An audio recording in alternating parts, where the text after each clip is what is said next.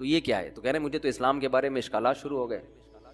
میں نے کہا آپ نے جن سے یہ تقریر سنی ہے نا کہ نیک لوگ کی روح آرام سے نکلتی ہے، بروں کی مشکل سے نکلتی ہے، انہوں نے آدھی بات بتائی ہے، پوری نہیں بتائی.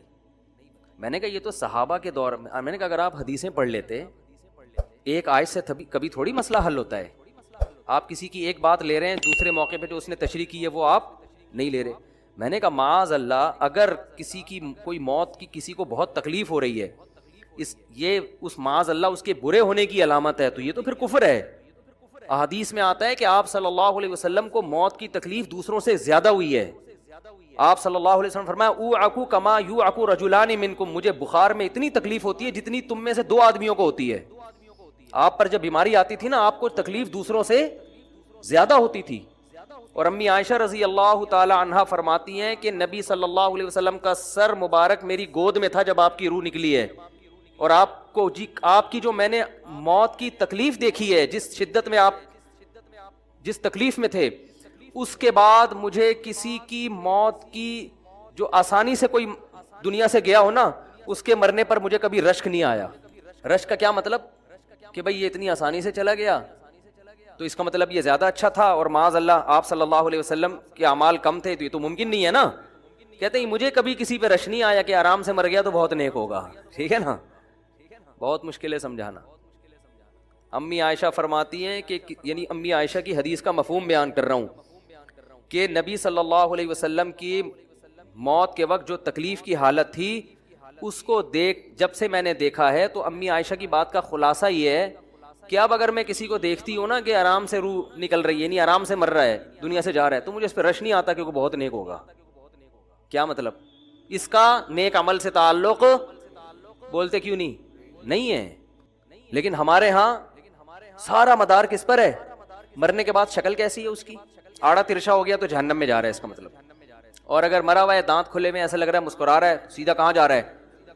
او بھائی، اگر خدا نخواستہ کوئی لکوے کا مریض تھا، کوئی فالج کا مریض تھا، وہ تو مرے گا تو اس کا تو بیچارے کا ہوگا تھوڑا سا چہرہ بھی ٹیڑھا ہو سکتا ہے، کچھ بھی ہو سکتا ہے، نیک لوگوں کا بھی ہو سکتا ہے.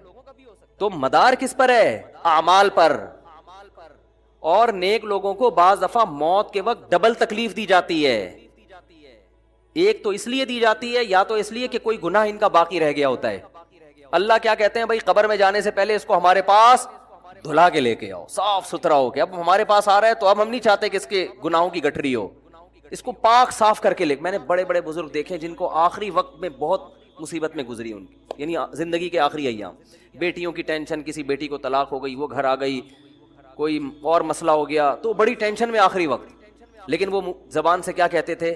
شکر، کہ یار شاید اللہ تعالیٰ ہمارے گناہوں کو معاف کرنا چاہتا. اولاد کی حدیث میں آتا ہے کہ انسان کو اس کی گھر والی کی طرف سے، اس کی اولاد کی طرف سے، اس کے جسم کی طرف سے تکلیفیں پہنچتی رہتی ہیں اور اس کے گناہ معاف ہوتے رہتے ہیں، حتی لقی اللہ طاہرا مطہرا، جب اللہ کے پاس آتا ہے نیٹ کلین، بالکل گناہوں سے پاک صاف ہو گیا. لیکن یہ تکلیف ہوتی ہے جس میں صبر کی توفیق بھی ملتی ہے، کیونکہ اللہ دے رہا ہے نا تکلیف، اور اللہ سزا کے طور پہ نہیں بلکہ کفارے کے طور پہ، تاکہ ہمارے پاس آئے تو صاف ستھرا ہو گئے. تو اس تکلیف میں پھر صبر کی توفیق، اس لیے علماء کہتے ہیں جس تکلیف میں صبر کی توفیق مل رہی ہے سمجھ لو یہ رحمت ہے. یہ کیا ہے؟ رحمت. یہ اللہ آپ کو بنانا چاہ رہا ہے کچھ. اب لوگ کہتے ہیں یہ والی تکلیف کیوں، وہ والی کیوں نہیں آئی، یہ تو بہت زیادہ ہو گئی. تو بھائی اللہ سے کوئی نہیں لڑ سکتا، وہ جو دے رہا ہے وہ اس پہ صبر کرو. اسی کو کہتے ہیں تقدیر پر رضا. جو اللہ نے مقدر کیا ہے بس ہم اس پہ کیا ہیں؟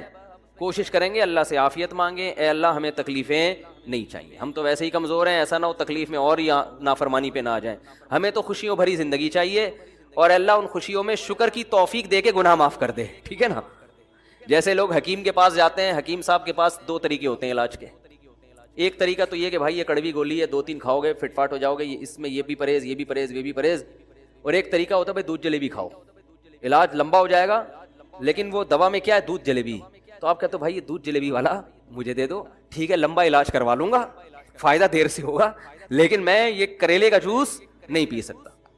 تو ہم نالائق لوگ ہیں. شکر سے بھی انسان کے ترقی ہوتی ہے، تو اللہ سے یہ مانگنا چاہیے اللہ ہمیں نعمتیں دے، تکلیفوں سے بچا، اور شکر کی توفیق دے تاکہ ہمارے درجات بلند ہو. تو شکر کے بھی تو بڑے فضائل ہیں نا.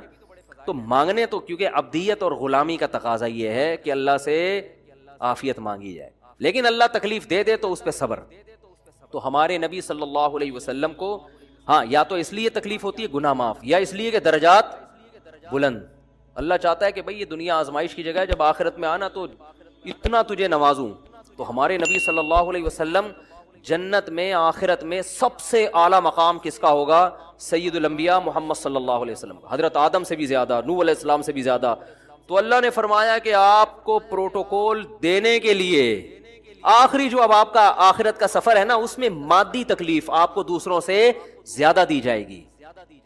یہی وجہ ہے کہ حضرت فاطمہ رضی اللہ تعالی عنہ آپ کی شہیدی بیٹی، جب انہوں نے آپ صلی اللہ علیہ وسلم کی اس تکلیف کو دیکھا نا، جو موت کے وقت تکلیف تھی اور جو بخار کی شدت تھی، واہ کرب ابتا، فرماتی تھی ہائے میرے والد کا کرب. بہت زیادہ غمزدہ ہو گئی ان کو دیکھ کر کس قدر تکلیف میں ہے. تو آپ صلی اللہ علیہ وسلم نے فرمایا لا کرب علی ابیک بعد الیوم. کیسے تسلی کے جملے. اپنی بیٹی سے فرمایا ہے فاطمہ تیرے باپ پر آج کے بعد کوئی تکلیف، بولو لا کرب علی ابیک بعد الیوم. اس میں بھی آپ صبر کا پہلو تلاش کر رہے ہیں، شکر کا. بس یہ اللہ کی طرف سے آخری ہے.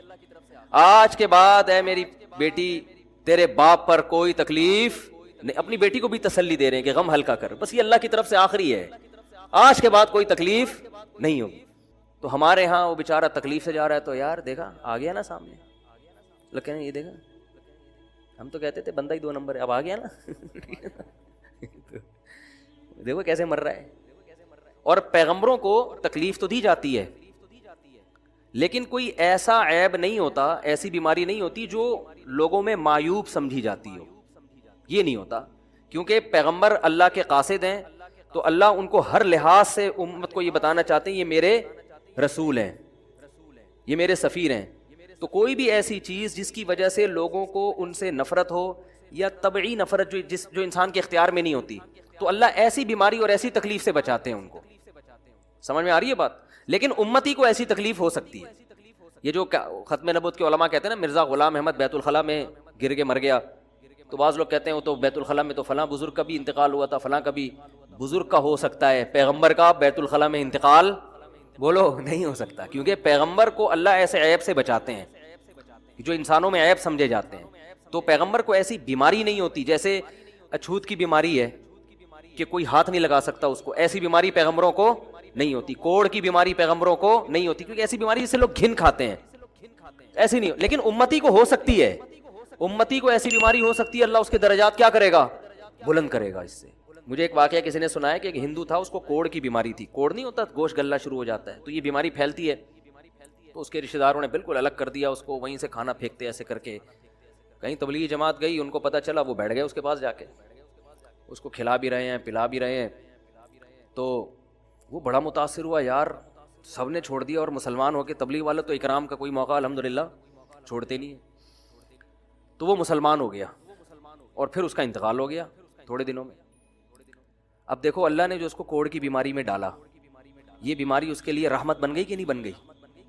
تو کفر کی حالت میں کوئی اچھا کام کیا ہوگا اس نے، اس کے بدلے میں اللہ نے اس کو کیا دے دیا؟ کوڑ کی بیماری. اب دنیا کہے گی یار عام کافر جو اچھے کام نہیں کرتے وہ تو فٹ فاٹ گھوم رہے ہیں، اور یہ تھوڑا بہت خیال کرتا تھا، اس کو اللہ نے کیا دے دیا؟ بھائی اس کو دیا اس لیے کہ اللہ کو پتا ہے کہ جی کوڑ میں ہوگا تو تبلیغ والے آئیں گے، اس کی آؤ بھگت کریں گے اور یہ کیا ہو جائے گا؟ اسلام میں داخل ہو جائے گا. تو اللہ کے کام ہے، یہ اللہ ہی بہتر جانتا ہے. تو بعض دفعہ اللہ تکلیف میں ڈالتے ہیں تاکہ آپ کے گناہ دھل جائیں. تو اس لیے موت کی جو تکلیف ہے نا، اچھا اور عین ممکن ہے کوئی بہت بڑا بدماش ہو، بڑے آرام سے مر جائے وہ، اور مرنے کے بعد ایسی خوبصورت اسکن ہو جائے اس کی، کیونکہ اسکن کی اچھے یا برے ہونے کا تعلق موسم سے ہے جینے، ٹھیک ہے نا. جس کو برین ہیمریج ہوتا ہے تو چہرہ خراب ہوتا ہے، چاہے وہ نمازی ہو. میں نے ایسے پکے نمازیوں کو جن کی نماز کی حالت میں ڈیتھ ہوئی ہے، ان کو دیکھا موت کے بعد ان کا چہرہ کالا ہو گیا. یہ بری بات نہیں تھی، یہ کالا اس لیے ہو گیا کہ برین ہیمریج ہوا، رگ پھٹی ہے تو بلیڈنگ ہونا، اور ہارٹ اٹیک بھی ہوا پھر ان کو. تو ڈاکٹر کہہ رہے تھے ان کو جلدی دفناؤ کیونکہ یہ بہت جلدی ان کا جسم خراب ہو جائے گا. حالانکہ پھر میں نے خواب میں ان کو جنت میں بھی دیکھا صحیح ہے نا. تو خام خمانہ لوگوں نے یہ چیزیں بنائی ہوئی. تبھی میت کو چھپانے کا حکم ہے، کیونکہ اکرام کرنا ہے نا، تو چہرہ مرنے کے بعد بگڑنا شروع ہوتا ہے. یہ ہر ایک کا ہوگا, چاہے نیک ہو چاہے برا. تبھی تو حکم ہے کہ اس کو جلدی دفن کرو, کیونکہ اس کی توہین ہے اب لوگوں کے سامنے رکھنا. اور ہمارے یہاں کیا ہو رہا ہے, اب باقاعدہ مردوں کے ساتھ سیلفیاں چل رہی ہیں, ناک میں روئیاں ٹھوسی ہوئی ہیں, اور ویڈیو بن رہی ہے, اور زیارت ہو رہی ہے, لائن لگ لگ کے پبلک دیکھ کے جا رہی ہے. کیا جاہلانہ رسم ہے یار, کیا جاہلانہ. میت میں اور دلہن میں فرق ہونا چاہیے. دلہن کی منہ دکھائی ہوتی ہے, وہ محلے پڑوس کی عورتیں آتی ہیں, بھائی دلہن آئی ہے بیوٹی پارلر کر کے دیکھ رہی ہیں, تو مردے اور دلہن میں اتنا تو فرق کرو, مردے کی بھی رونمائی ہو رہی ہے. تو یہ غلط رسم ہے. انتقال ہو گیا فوراً چہرے پہ کپڑا. ہاں جو اس کے بہت قریبی لوگ ہیں, قریبی لوگ ایسا ہوتے ہیں کہ اگر وہ بدبو آ بھی رہی ہو, چہرہ بگڑ بھی جائے, ان کو نفرت نہیں ہوتی. بیٹے کو اپنے باپ سے نفرت نہیں ہوگی, چاہے جیسا بھی ہو, چہرہ جیسا بھی بگڑ جائے. وہ کہے گا یار میرا اس کا رشتہ خوبصورتی کی بیس پہ تھوڑی ہے. لیکن اجنبی لوگ جب اس کو دیکھیں گے تو چہرے کے بارے میں تبصرے بھی کریں گے.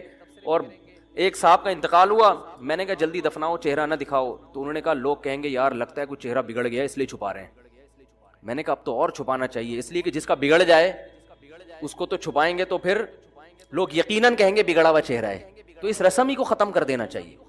انتقال ہوا فوراً چہرے پہ کپڑا. ہاں بیوی دیکھ سکتی ہے اپنے شوہر کو, یا بیٹے ہیں, یا اس طرح جو بھائی بہن ہیں قریبی, وہ دیکھ لیں. باقی پبلک سے چھپا کے اس کو فوراً کیا کرو, دفن. اب تو قبر میں جا کے بھی دکھا رہے ہوتے ہیں. یہ اجمیوں کی گندی رسم ہے, بری رسم ہے. گندی کا لفظ میں نے تھوڑا سا زیادہ سخت استعمال کیا, لیکن مجھے اس سے زیادہ ہلکا لگ نہیں رہا کوئی لفظ. عرب میں ایسا نہیں ہوتا. سعودی عرب میں جو ہے نا, عرب لوگ بہت سی چیزوں میں ابھی بھی اسلام کے بہت قریب ہیں, بڑے خاندان. ہم لوگ چونکہ ہندوؤں کے ساتھ زیادہ رہے ہیں نا انڈیا میں, تو بہت سی چیزیں ہم نے وہاں سے کیا لی ہیں جو مذہبی لوگوں میں بھی آئی ہیں. عرب میں یہ سسٹم نہیں ملے گا آپ کو. عرب میں جب تک زندہ ہے احترام, ادب, تمیز. انتقال ہو گیا فوراً سے پہلے دفنایا, قبر پہ تختی بھی نہیں لگاتے. وہ جائز ہے تختی لگانا, لیکن وہ بھی نہیں لگاتے. کہہ رہے ہیں اب اس کو تختیوں کی ضرورت نہیں ہے, اب دعاؤں کی ضرورت ہے. دعائیں ہوتی رہتی ہیں ابا کے لیے, صدقات و خیرات کرتے ہیں, ایسا صدقے کرتے ہیں عرب کہ آپ کی سوچ ہوگی. ایسی سخاوت ہے عربوں میں, اپنے ابا کے لیے اپنی اماں کے لیے دعائیں کرتے ہیں. وہ میں نے بتایا نا ایک واقعہ, میں نے بہت پہلے سنایا تھا. جدہ میں کسی کے یہاں ٹھہرا ہوا تھا, سعودی عرب میں, پاکستانی تھے. وہ کسی عرب کے ساتھ 30 سال سے ملازمت کر رہے تھے. عربوں کا نا آپ کو ایک پہلو دکھایا جاتا ہے میڈیا پہ, جو اچھا پہلو ہے وہ نہیں دکھایا جاتا. جو اسلام کی وجہ سے ان میں خوبیاں ہیں وہ نہیں دکھایا جاتا. اگر میں یہ بیان شروع کر دوں وہ خبریں جو پہلے سے آپ کو معلوم ہیں, تو آپ تھوڑی دیر میں سب بھاگ جائیں گے یہاں, بھئی یہاں نماز پڑھنا, بیان سننا چھوڑ دو. ان کے سر پہ بال ہیں, ان کے نہیں ہیں, یہ بیٹھے ہوئے, ان کے سر پہ ٹوپی ہے, یہ سفید ہے, ان کی ناک پہ چشمہ ہے, ان کے داڑھی ہے. تو یہ خبروں کے کیا فائدہ؟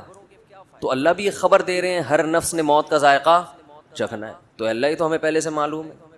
اس نالج کی کیا ضرورت ہے یہ ہمیں بتانے کی, بولے نا کیا ضرورت. تو اللہ نے فرمایا دیکھو جب بھی کوئی خبر دی جائے اور جس میں کوئی آرڈر چھپا ہوا ہو تو وہ خبر ہوتی ہے, لیکن اصل میں اس خبر سے خبر مقصد نہیں ہوتی, بلکہ ایک اس کے اندر آرڈر چھپا ہوا ہوتا ہے, اس کی طرف اشارہ کرنا مقصد ہوتا ہے.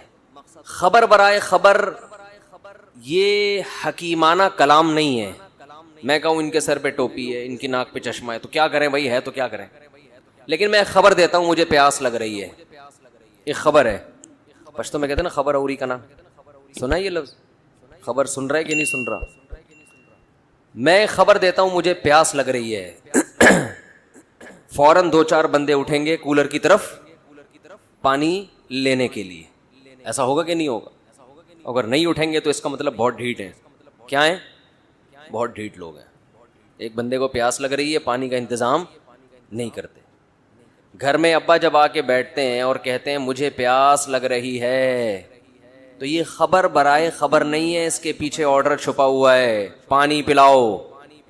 اب یہ خبر فضول خبر نہیں ہے.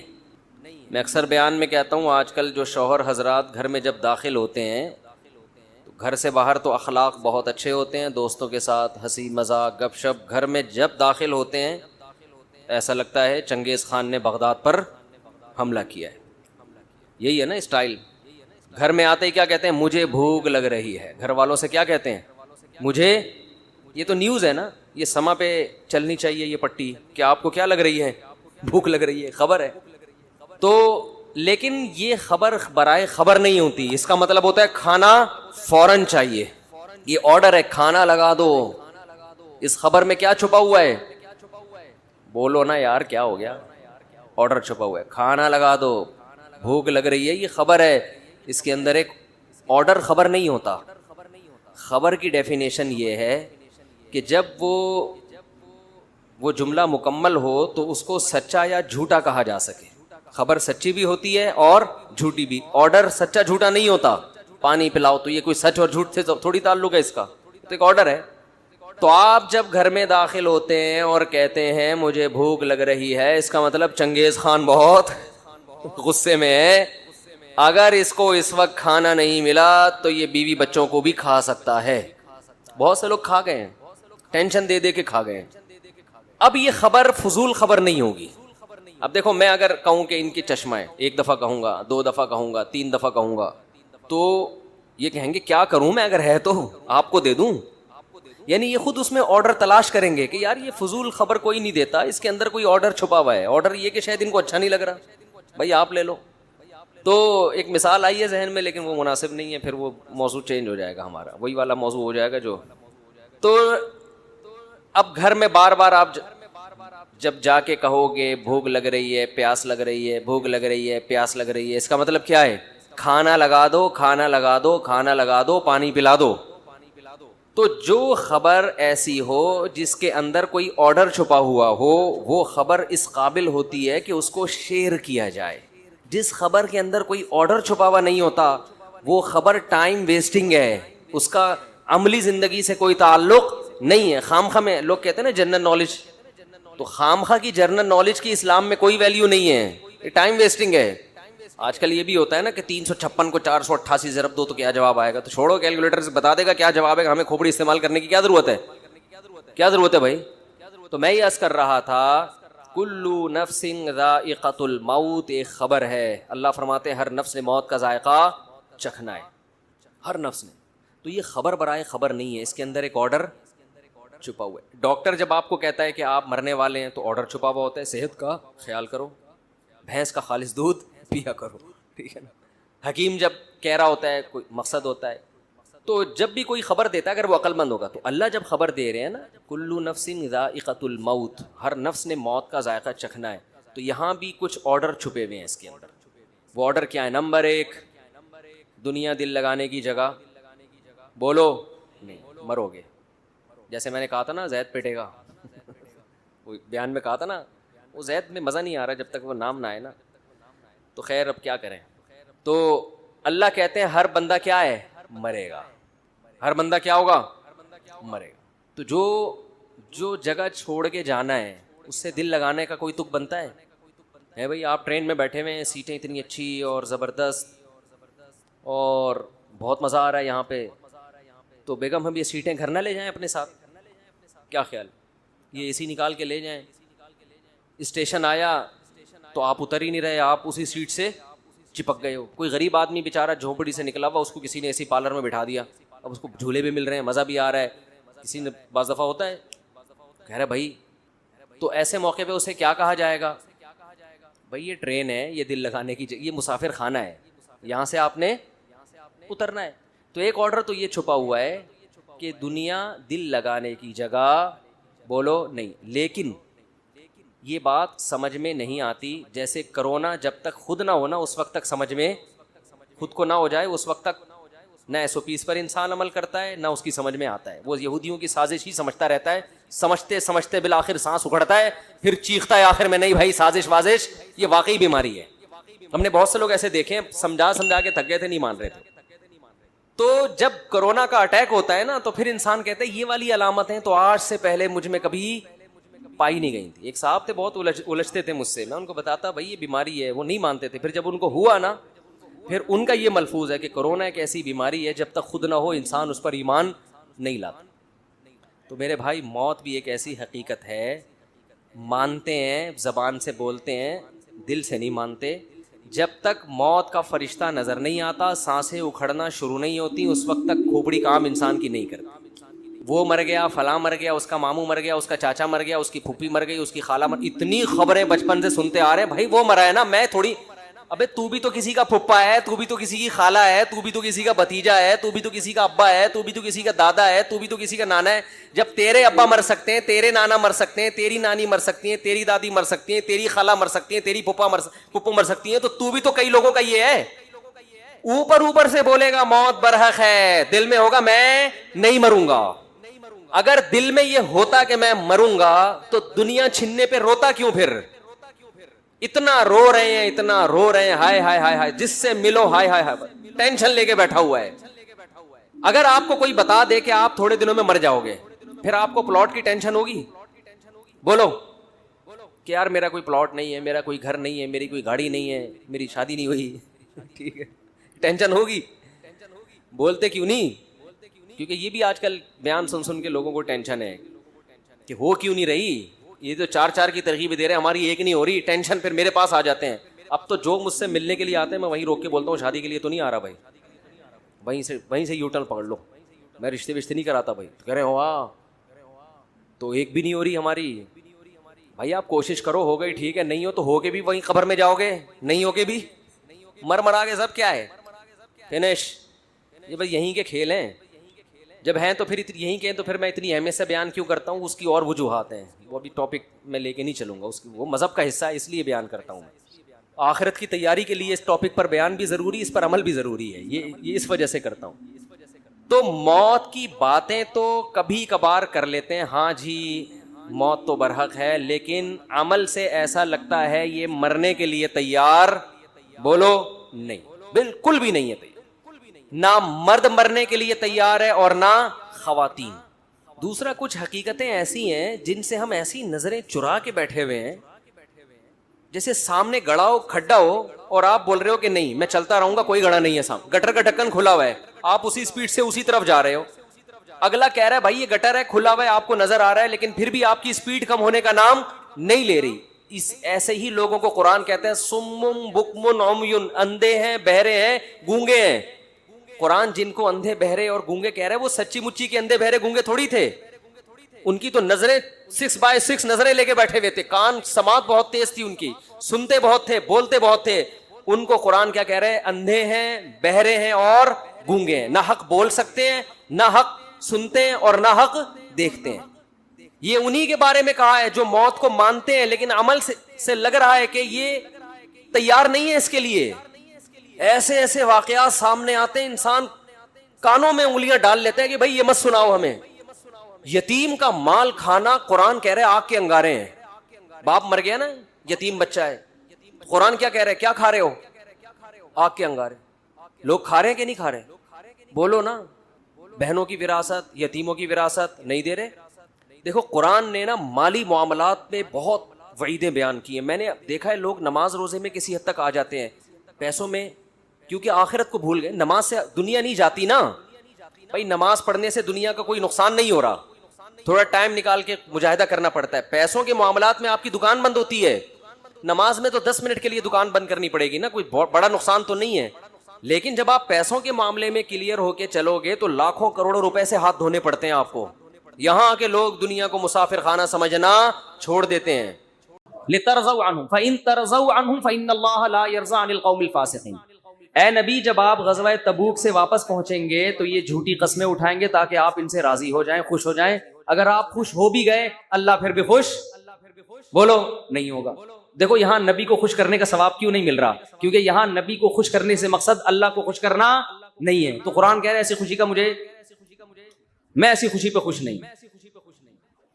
اور کعب ابن مالک, مرارہ ابن ربی اور ہلال ابن امیہ, ان 3 صحابی نے سچ بول کے نبی کو ناراض کر دیا.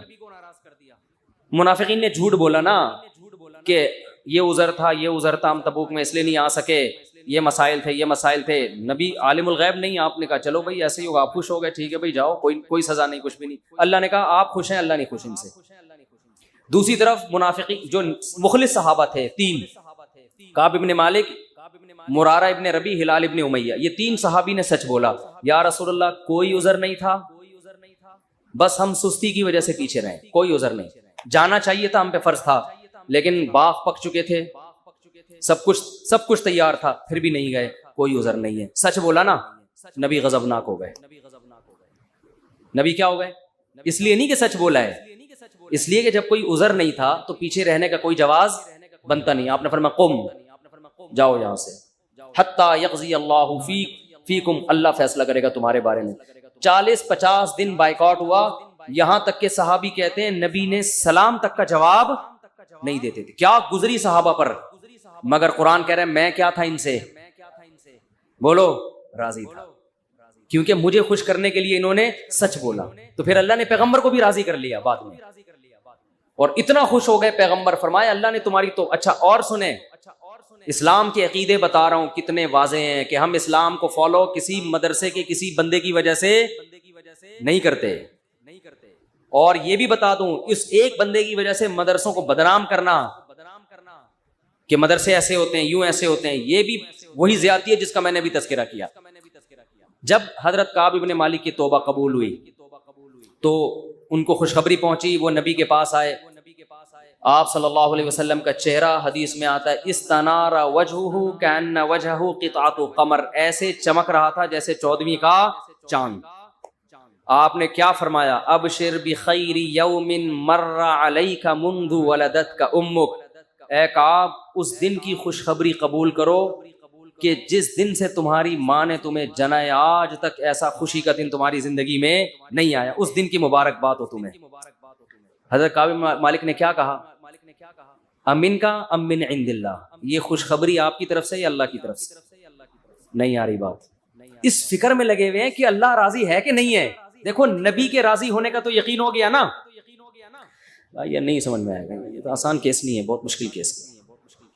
ارے جب نبی کا چہرہ 14ویں رات کی طرح چمکتا ہوا دیکھ لیا، نبی مبارکباد بھی دے رہے ہیں کہ خوشخبری ہو اور سب معاف، بس اب میں راضی، اب میں خوش، تو کعب ابن مالک کو فکر کیا لگی ہوئی ہے؟ نہ یا رسول اللہ ذرا کلیئر کریں بات، صاف بتائیں یہ خوشخبری اللہ کی طرف سے ہے یا یعنی اللہ بھی راضی ہوا ہے کہ نہیں ہوا؟ فرمایا لا بل من عند اللہ، نہ میری طرف سے نہیں، کس کی طرف سے؟ اللہ. میں بھی اس لیے خوش ہوں کہ اللہ خوش ہے، اللہ نے معاف کر دیا ہے، اس لیے میں بھی خوش ہوں. پھر کعب ابن مالک خوش ہوئے ہیں. تو بھائی اسلام میں اصل کون ہے؟ اللہ. تبھی علماء کہتے ہیں کسی سے تنہائیوں میں گناہ ہوا ہو بالفرض، اللہ نہ کرے، اور اس نے توبہ کر لی، پھر لوگوں کو پتہ چل گیا، لوگ تانے دے رہے بے تو ویسا تھا، ان تانوں کی پرواہ بولو مت، بولے نہ تمہارا جرم کیا اور نہ ہمیں تم سے معافی مانگنے کی ضرورت، جس سے کیا ہے وہ جانتا ہے. لوگوں کو لفٹ کرایا کرو زیادہ، کیونکہ لوگ اس چیز کو مسلط کر لیتے ہیں. ہمارے حضرت کے پاس ایک بندے کا فون آیا لندن سے، کہتا ہے یار میں نے گناہ کیا تھا، پکڑا گیا. کہہ رہے اب میں نے توبہ کر لی، رو رو کے گڑ گڑا کے اتنی معافیاں مانگی کہ اللہ نے بھی دل میں سکون ڈال دیا کہ میں نے تجھے معاف کر دیا. کہ لیکن پبلک معاف کرنے کے لیے تیار نہیں. پبلک جب بھی گزر کرے ہے نا وہی، پبلک کا دل تو چھوٹا ہوتا ہے نا، پبلک کا دل کیا ہوتا ہے؟ تو ایسی صورت میں پبلک کو زیادہ لفٹ نہیں کرائے، بولے جاؤ تمہاری ایسی کی تیسی، ہم جانے اللہ جانے تو کون ہوتا ہے بھائی میرے کو. اور قرآن کے الفاظ دیکھو یار، وَمَن يَعْمَلْ سُوءًا أَوْ يَظْلِمْ نَفْسَهُ ثُمَّ يَسْتَغْفِرِ اللَّهَ يَجِدِ اللَّهَ غَفُورًا رَحِيمًا. ایسے وجد والی آیتیں ہیں. فرمایا جو بھی گناہ کرے گا، اپنی جان پہ ظلم کرے گا، ظلم ہو گیا، گناہ ہو گیا، شیطان نے بہکا دیا اس کو، غلط ہو گیا اس سے. حقوق العباد سے اس کا تعلق نہیں ہے، کیونکہ حقوق العباد میں پھر اس بندے سے بھی معافی مانگنا ضروری. کچھ جرائم ایسے ہیں جو اللہ اور بندے کے آپس کے معاملات. فرمایا پھر اس کو خیال ہوا کہ بھائی خدا تو انتقام لے گا، اور ویسے بھی غیرت کے خلاف ہے، جس نے اتنے احسانات کیے اس کو ناراض کرنا. قرآن کہہ رہا ہے ثم یستغفر اللہ، پھر وہ اللہ سے کیا کرتا ہے؟ معافی. کیا عجیب الفاظ ہیں. اللہ نے یہ نہیں فرمایا غفرہ اللہ، اللہ اسے معاف کر دے گا، نہ یہ انداز نہیں ہے، یہ اللہ اس سے انتقام نہیں لے گا. فرمایا یجید اللہ غفور الرحیم، وہ اللہ کو پائے گا، وہ دیکھے گا کہ اللہ غفور بھی ہے اور رحیم، وہ دیکھے گا اپنی آنکھوں سے. یہ ایسے ہے جیسے ہم کسی کو دعوت دیں کہ آپ ہماری دعوت پہ آؤ، آپ پوچھتے ہیں کیا کیا ملے گا. ایک طریقہ ہوتا ہے آپ بتائیں بھائی بریانی کا انتظام بھی ہے، کباب بھی ہیں، اور اللہ بھلا کرے چکن کا بھی انتظام ہے، اور کڑھائی بھی ہے، 2-4 چیزیں اور بتا دی آپ نے، تو ذہن میں رکھ کر آئے گا ٹھیک ہے بھائی یہ چیزیں ہیں.